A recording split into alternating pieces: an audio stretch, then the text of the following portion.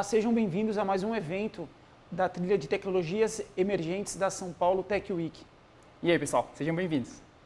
Eu estou aqui com o Lucas, ele é formado em Sistemas de Informação e também está em andamento, né, tem um mestrado em quê?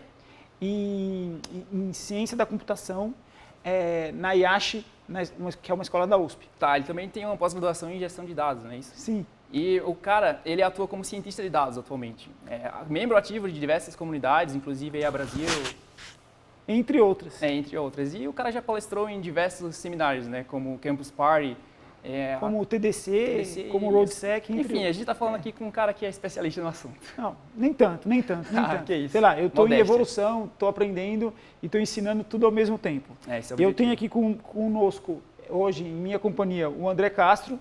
Ele é engenheiro de Machine Learning e Visão Computacional, bacharel e mestre em Ciência da Computação, atua com robótica, visão computacional e Machine Learning em projetos da indústria, segmento financeiro e também saúde. Participa ativamente de eventos de inteligência artificial pelo Brasil. Sim, isso aí. André, de uns tempos para cá, nós estamos tendo cada vez mais contato com tecnologias que envolvam inteligência artificial ou que sejam baseadas na mesma. Uhum. Isso, por um lado, é muito bom, porque isso traz inúmeros benefícios, não só benefícios financeiros ou comerciais para as empresas, mas também para o cidadão, para o usuário final. Mas atrás disso, a gente também tem alguns temas que a gente acaba não se preocupando tanto ou não dando tanta bola, né? Que é a ética na própria IA e também a transparência algorítmica da mesma. Exato, quando a gente pensa em algoritmos de inteligência artificial, a gente pensa somente nas aplicações, quais são os resultados, o usuário final, né? Mas a gente esquece de também comentar, até mesmo entre os desenvolvedores, né? Tipo, o pessoal que está fazendo os algoritmos, a questão da ética e a transparência algorítmica mesmo, como você falou. E a questão da ética, ela é um tema que já existe na computação para diversos sistemas, mas também existe um sub-ramo para a inteligência artificial, ou seja, a ética da inteligência artificial. E ela cobre vários pontos, né? A questão de privacidade de dados, a questão de segurança, é um dos temas, né, que existe também. E mais, esse é um tema super relevante. Agora, com a entrada da LGPD, que é a Lei Geral de Proteção de Dados, sim, ela já está em vigor. Já temos muitas empresas sendo multadas, as sanções administrativas estão previstas para o ano que vem, mas ainda, ainda tem algumas empresas ou alguns setores do mercado que não estão dando tanto atenção à mesma, mas também em contrapartida, que é o lado positivo, já tem algumas equipes de desenvolvimento, algumas startups e empresas mudando seus processos internos para estar em conformidade com a mesma. Exatamente. Eu mesmo, como desenvolvedor, eu tive que adequar alguns métodos, né, de trabalho. E, inclusive, um deles foi a questão de trabalhar com dados sensíveis, né? Por exemplo, dados que contêm histórico médico ou informações pessoais mesmo, fotos, coisas que são sensíveis, certo? São dados meio privados, assim, a gente pensa nisso. E, da maneira que fazíamos antes, a gente baixava os dados para o nosso computador, não tinha segurança. Por exemplo, a gente tinha um vírus que pegava essas informações, passava para outros. Então, a gente adequou isso para tratar os dados não nas nossas máquinas mais, mas a gente acessa máquinas virtuais que a gente acessa num servidor seguro. Então, essa questão da segurança e privacidade está levando bem em conta isso, a gente está levando, e mudou praticamente a vida dos desenvolvedores. Sim, e isso mais uma vez, eu sempre gosto de falar, né, que tem muitas empresas que ainda não estão dando a devida importância à mesma, exato, outras já estão largando na frente, já estão mudando seus processos internos, já estão realizando a evangelização de suas equipes de desenvolvimento, das suas equipes de design de produtos, entre outros. Por quê? Porque com a lei em específico e também com as questões de éticas e outras questões também por trás disso, muita coisa está sendo que ser reinventada e em muitos momentos a gente está tendo que resetar alguns modelos de negócios. Exato. Porque a gente tem muito aplicativo, muita solução tecnológica que usa o dado pessoal sensível de seus usuários do começo ao fim. Sim. A gente no Brasil aqui, infelizmente, a gente está um pouco atrasado com essas questões da LGPD que surgiu A LGPD, na verdade, ela foi inspirada na GDPR, que é a lei de proteção de dados da União Europeia. União Europeia, sim. Só que essa lei, na União Europeia, ela teve um tempo maior de maturação e também de entendimento para as pessoas e também para as empresas. Aqui no Brasil, a gente teve um período menor, que foi um pouco mais do que 2 anos. Então, tudo isso foi muito rápido, mas, ao mesmo tempo, isso não pode ser uma desculpa para falar, não deu tempo para prestar atenção nisso. A gente tem boas referências, né, para estar se baseando nisso também. E, André, eu queria te perguntar, fala um pouco mais sobre esses conceitos e sobre também a prática do uso da ética na inteligência artificial. Tá. Um dos temas a gente estava falando, que seria a parte da segurança e privacidade dos dados, que é um dos temas que a ética da IA, ela meio que cobre. Mas outro tema também bem relevante é a questão do viés que acontece em algoritmos de IA. Ou seja, o que seria viés? Falando brevemente, viés é quando o algoritmo se comporta de uma maneira não esperada. Por exemplo, um caso que aconteceu com o Twitter. O Twitter tem um algoritmo para reconhecimento facial, tá? Igual aqueles que vocês usam, que a gente usa no celular para desbloquear essas coisas, né? E esse algoritmo dele estava apresentando uma inconsistência. E o que era? Não estava identificando rostos de pessoas de cor. No caso, pessoas afro-americanas ou afro-brasileiras, enfim, né? E a gente pensa, o que é que aconteceu no algoritmo? E vamos investigar. Tá errado isso? Claro que tá errado. Tipo, o algoritmo deve reconhecer toda face, né? Claro. Independente se a pessoa tem cor ou não, é de uma etnia ou outra, né? O algoritmo, inclusive, tem que ser... não depender de etnias, por exemplo, para funcionar. Ele tem que englobar todos os humanos, né? Tratar todos com uma certa igualdade, inclusive com respeito e também levando em consideração outros critérios. Exato. Igualdade, transparência dos dados também. E mais a gente acaba se deparando com casos assim, casos... E, na verdade, assim, mas é o algoritmo que faz isso. Não é algoritmo. Na verdade, por trás de um algoritmo, há um desenvolvedor, há uma equipe de desenvolvimento, há alguém que desenhou aquele produto, há uma equipe ou uma pessoa que testou aquele produto. Exatamente. Quer dizer, e mais do que nunca, a gente tem que se preocupar, né, com questões como rastreabilidade da informação, como auditabilidade também de alguns resultados de modelos. Isso. Vai que acontece uma coisa que o algoritmo, sei lá, buga, né? Como a gente gosta de falar na TI, deu um bug, né? Alguma coisa assim. E o que a gente faz agora? Tem que ter um método para a gente rastrear o que aconteceu, né? E responsabilizar as pessoas certas. Ou seja, ou foi o desenvolvedor, ou foi o cara que testou, ou foi o cara que coletou os dados para treinar aquele algoritmo, né? Tem que ter essa transparência por trás, toda esse tracking de informações, tudo que acontece. E de alguma forma também fornecer isso ou para a sociedade ou para os órgãos responsáveis e competentes de como que o algoritmo faz isso. Sim, claro.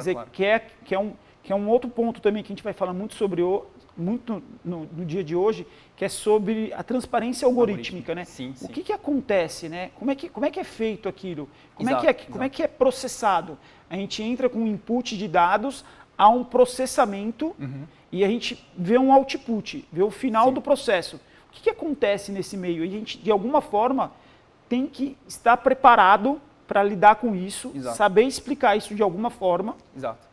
Porque tudo que a gente constrói, por mais perfeito, por mais testado que seja, sempre vai acontecer uma falha, certo? Sim. Primeiro, principalmente em tecnologias emergentes, Sim. que a gente está criando inovação, né? E se acontecer essa questão de um bug, né? E aí, como é que a gente vai saber quem é o responsável e quem fez aquilo, né? Então, além o que aconteceu, em qual linha aconteceu, se foi por conta de quê? Do desenvolvedor, dos dados, essas coisas, né? Então, além do próprio bug, também tem algo que eu já vi muito na literatura, porque eu tenho estudado sobre o tema, sobre o viés intencional. Quer dizer, nesse caso do Twitter, quero acreditar que isso não foi algo intencional. Mas será que em outras soluções, em outros mercados, não há um viés para favorecer uma etnia ou uma classe em detrimento da outra? Então, são perguntas que a gente tem que se perguntar sempre. Exato, sim. Também não sei como que aconteceu no Twitter, mas um do tipo de viés que pode acontecer é a viés da base de dados.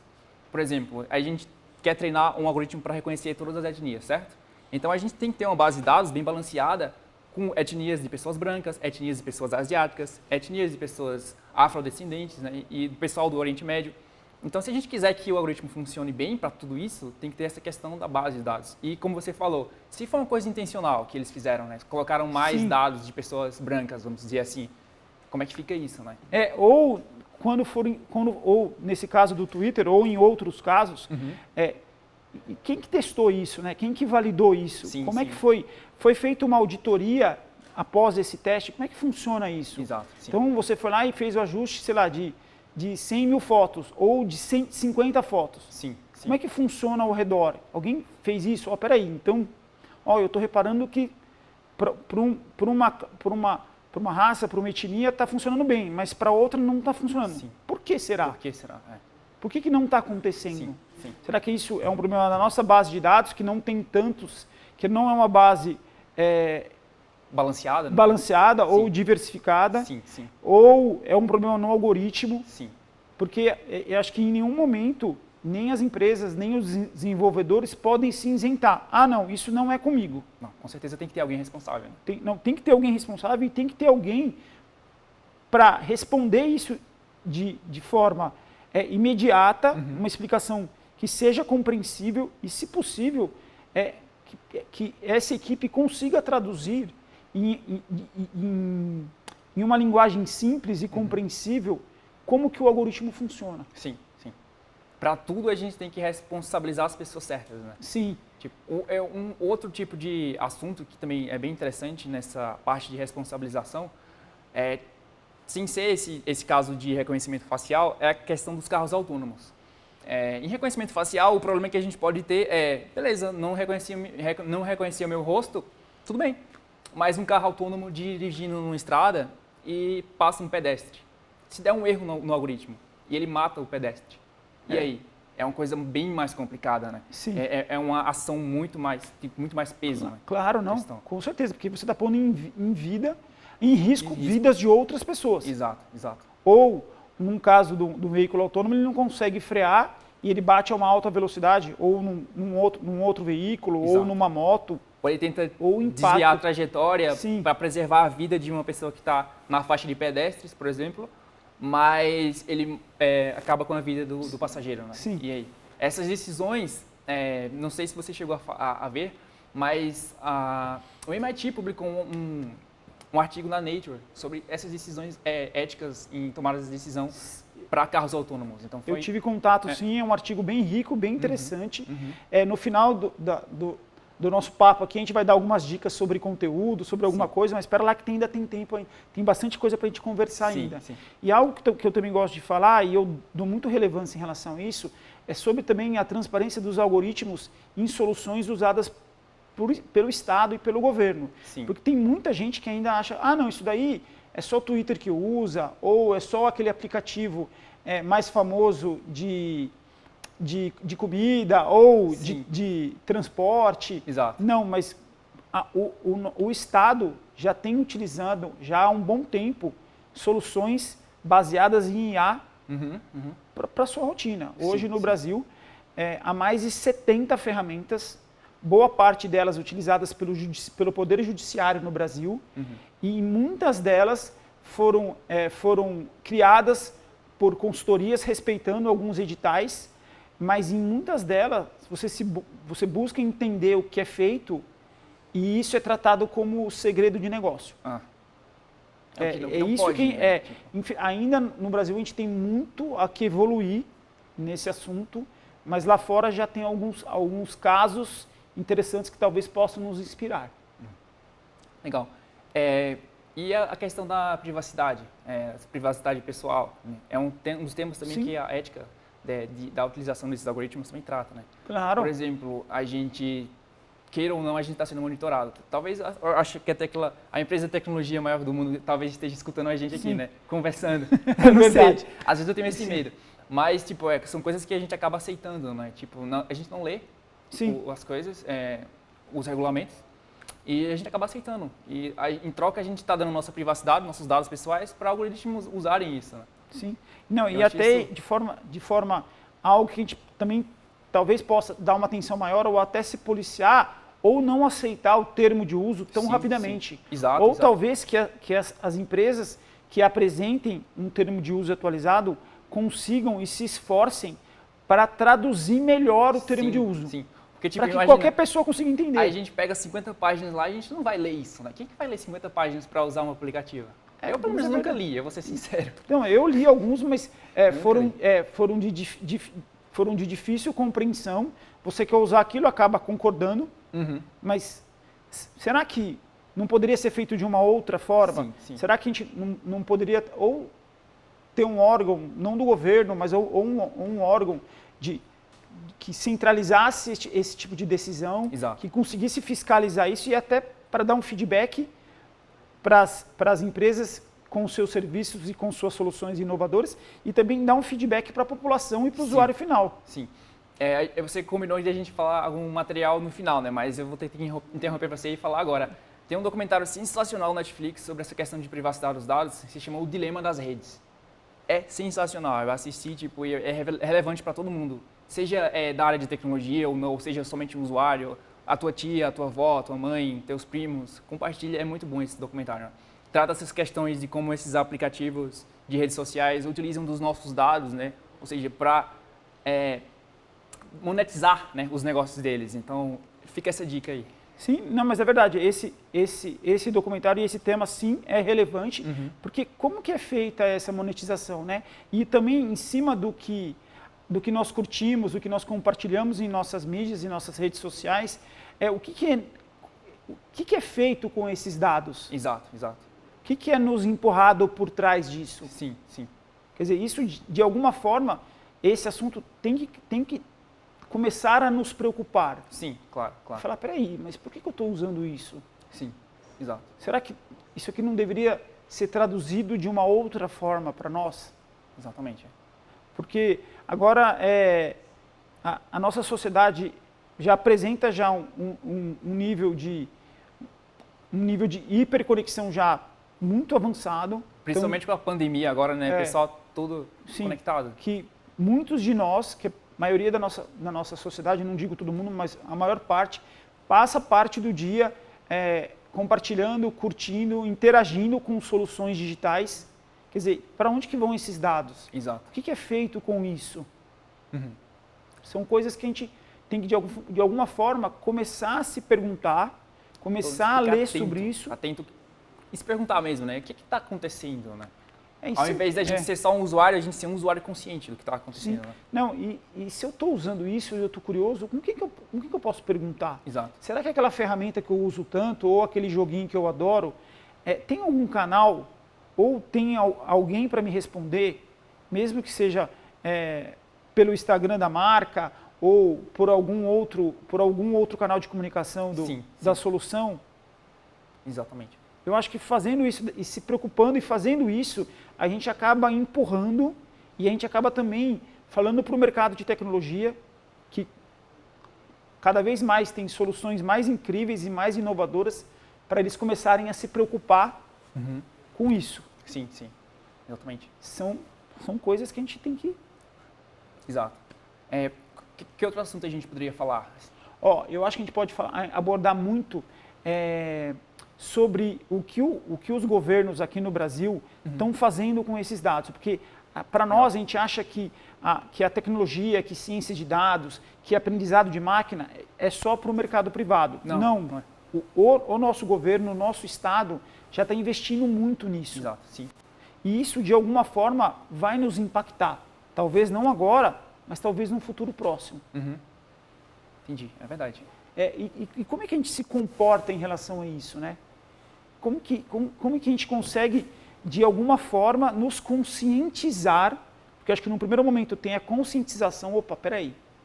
Então, um fato recente é que saiu uma pesquisa que parece que quase 30% dos alunos, das crianças, quase 30% das famílias, vou reformular aqui a minha frase, com o término da pandemia, tirarão seus filhos de escolas privadas e matricularão os mesmos em escola pública. Como é que o governo... Eu imagino que os governos, de alguma forma, conseguirão distribuir e absorver essas crianças. Mas como é que vai ser feita essa distribuição? Exato. Sei lá, a gente vai levar em consideração a renda do aluno? Ou sobrenome da família? Ou não? Como é que vai ser feito isso? Até mesmo étnica, né? Tipo, se é Sim. uma família marginalizada. Como é que vai ser feito isso, né? Essa família... família de cor afro-brasileira, alguma coisa. Pertence a alguma minoria? Como é que isso Sim. funciona, né? Sim. Então, são provocações que a gente tem que começar a fazer. Opa, peraí, como é que vai ser isso? Exato. Sei lá, será que com a absorção desses 30% dessas crianças que migrarão de um ambiente privado para um ambiente público, como é que vai ser feito isso? Ou vai ser aleatório ou não? Como é que isso, de alguma forma, tem que ser mostrado? Exato, concordo sim. São coisas que a gente, aos poucos, com essa curiosidade, com eventos como o São Paulo Tech Week, a gente tem que começar a se perguntar, peraí, isso já está acontecendo há um bom tempo, o que eu sei sobre isso, aonde que eu consigo procurar informações sobre isso, Sim. com quem que eu devo me conectar para saber mais. Exato, sim. O papel tipo, de todos, inclusive do governo, né, tá tentando deixar transparente todas essas decisões e tudo mais. Né? Claro, infelizmente nessa pandemia toda que a gente está vivendo, houve alguns casos, digo infelizmente, da não transparência dos dados, da não transparência da divulgação dos dados da pandemia, mas isso de alguma forma foi contornado, mas ainda a gente tem muita coisa para evoluir. Exato, exatamente. E isso envolve conceitos e aplicação de ética junto aos dados, junto à inteligência artificial. Sim. Muito legal esse tema. Eu queria só finalizar a nossa conversa com um tema um pouco assim de ficção científica, né? Mas também envolve a questão da ética da IA, a questão da superinteligência. Talvez existam algumas trilhas, acho que existe sim na São Paulo Tech Week, né? Se eu não me engano, existe uma trilha de ficção científica. Então vamos trazer um pouco desses assuntos para cá e também envolve a ética na IA. A questão da superinteligência por exemplo, imagina uma inteligência superior à do ser humano. Ou seja, em algum momento da história vai haver uma inteligência maior que a do ser humano, certo? Sim. E nesse ponto, no tempo e espaço, vai ser chamado singularidade, certo? Então, tipo assim, imagina uma inteligência artificial mais inteligente que os humanos. O que ela vai fazer? O que ela vai pensar? Sim. Né? Tipo, e a gente vê em alguns filmes, literatura e filmes, né? Aquele filme, o Eu, Robô, que tem uma espécie de superinteligência, né? Que eu acho que até o nome é Vicky, se eu não me engano. Sim. É uma obra de Isaac Asimov que foi transformada em livro. E tipo, a gente acha que é ficção científica, mas vai que acontece mesmo, né? Sim, é verdade. Na verdade, a gente dá risada e acha isso engraçado. Eu gosto muito de ficção científica, mas e se realmente acontecer? Exato. Ou se algum algoritmo que a gente usa se tornar... rebelde, né? Se rebelar. Sei lá, se rebelar, ou se tornar tão capaz e tão potente. Exato. E começar a tomar decisões próprias. Matrix e Skynet vibes, né? Tipo assim, tudo junto. Não sei, a gente tem que se atentar a isso, tem que, de alguma forma, prestar atenção nisso. Não, mas a gente também não tem que entrar naquela vibe de se isentar. Não, eu não entendo de tecnologia, eu não sou desenvolvedor, eu sou só usuário final. Não, mais do que nunca, os usuários finais também têm que se importar, porque nós somos todos impactados. Não, com certeza. Exatamente. Então, se algo aconteceu, ou no seu aplicativo favorito, ou no seu joguinho, e isso te impactou, isso te causou alguma dúvida ou alguma estranheza, sei lá, levante a mão. Sim, não são só os desenvolvedores, né? As pessoas que fazem os algoritmos, testam e tudo mais, que devem estar atentos a essas regras. Claro. Todo mundo, né? Todo mundo principalmente os usuários. Né? Sim, na verdade, sim. Nós estamos envolvidos em torno, sei lá, fomos absorvidos por muitas tecnologias. Então, mais do que nunca, a gente tem que se atentar, tem que se interessar, buscar conhecimento, buscar conexões, correr atrás de eventos. Sim. Para quê? Para que esse conhecimento seja constante. Exato, sim. Agora, já finalizando o nosso bate-papo, a gente separou aqui algumas dicas de conteúdo, né, André? Sim. Eu vou começar falando de um livro muito legal. Eu estou para comprar esse livro, quero muito esse livro, que se chama Superinteligência. Por essa questão da superinteligência, né, que a gente estava falando do algoritmo da Matrix, aí, vamos dizer. Do Nick Bostrom. Esse livro tem no site de vendas, né, então você pode correr lá para comprar. E eu quero deixar 2 dicas bem interessantes sobre 2 perfis no Twitter. Eles possuem, essas 2 marcas possuem perfis em outras redes, mas eu sigo eles muito no Twitter. A primeira é a Open Knowledge Brasil, que eles falam muito sobre transparência de dados, sobre algumas ações e sobre alguns projetos. E o segundo é uma agência independente também de transparência, chamada Fiquem Sabendo. Então eu deixo essa dica para vocês, continuem curtindo e também aproveitando a São Paulo Tech Week, porque ainda vem muito conhecimento pela frente. Também... Antes de finalizar, eu queria dar uma dica sobre essas questões da Comissão Europeia, né? A gente está um pouco atrasado nas questões de ética na IA, né, no Brasil, mas a Comissão Europeia já está um passo à frente. Então convido vocês a entrarem no Google mesmo, digita em inglês, Rules for Robust AI, European Commission, regras para uma AI robusta da Comissão Europeia. E lá vocês vão encontrar logo um primeiro site, né, que lá tem algumas dicas de como a gente deve construir, usar essas coisas de sistemas de IA. Até te peço desculpas que eu acabei te cortando e ia encerrar, na verdade, o nosso evento antes da hora. Mas sim, sua dica é importante, ainda há muita coisa que está sendo desenvolvida fora do país e a gente de alguma forma pode aprender e trazer isso para o nosso cenário. Exato, como foi a LGPD. Como foi a LGPD e também outras coisas que estão acontecendo no meio da inteligência artificial e também junto às outras tecnologias emergentes. Exatamente. Mas a gente encerra aqui agora, deixando o nosso abraço, o nosso agradecimento. Valeu, pessoal. E que vocês continuem se conectando e curtam a nossa trilha na São Paulo Tech Week e também outras que acontecerão. Aproveita o evento aí, pessoal. Falou.